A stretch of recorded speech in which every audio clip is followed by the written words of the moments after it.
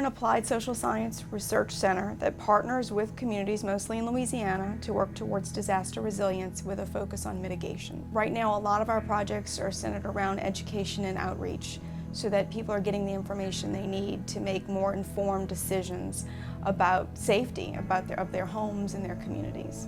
There's many ways to define resilience and many types of resilience, but the resilience we focus on, of course, is disaster resilience of our local communities, of our local residents, and the idea that they're better able to prepare themselves, to respond to disasters, to mitigate against potential impacts, and then recover from those disasters that inevitably will occur in our area. It showed that we needed more information about our risk. We needed a better understanding of how our area could flood, what would happen if it flooded, how long the water would stay, the impact of a disaster and what it could do. We've all read about it, but actually experiencing it gives you a whole different perspective, obviously. And so I think it gave people a better understanding of our risk. But of course, since it's been 10 years almost, we're here to help people to continue to get information to better their understanding of that risk.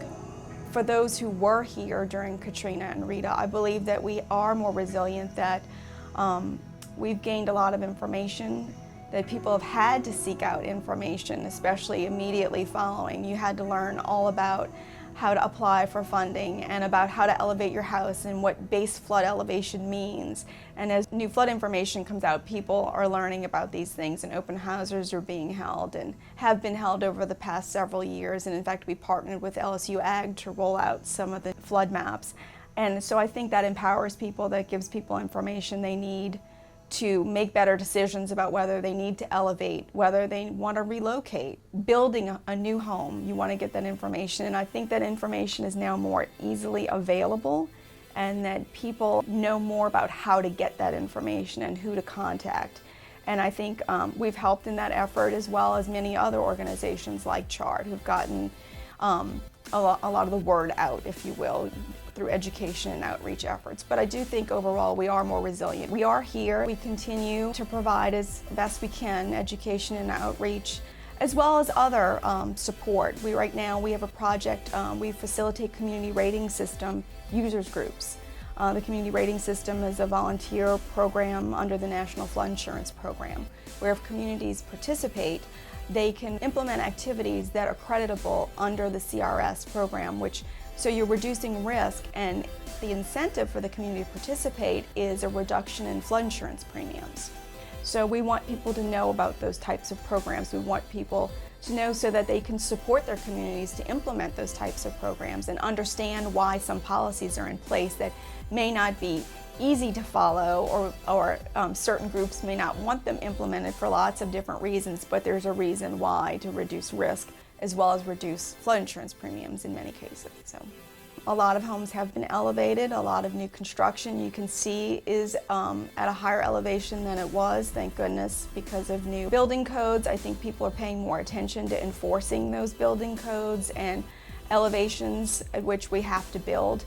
Our levees have been improved, and hopefully they are stronger. We think they are. People have more information. More people have plans, I believe, in place. We've done a lot of education around planning for individuals, for families, for businesses, as well as many other entities have done that. And so I think people are more prepared. I'm concerned about the people who move here, over the years, and they don't experience a disaster, so they don't have the firsthand knowledge and may not understand the implications of living in an area vulnerable to flooding and hurricanes. And I want to make sure that people remain vigilant about that and get information they need. There's also the idea that since it has been a while since we had to evacuate, if the time came when we had to evacuate again, I worry that people, because it's been so long since Katrina and Rita, that they may hesitate. And so we hope that people will take advice of the local officials very seriously and evacuate if they can.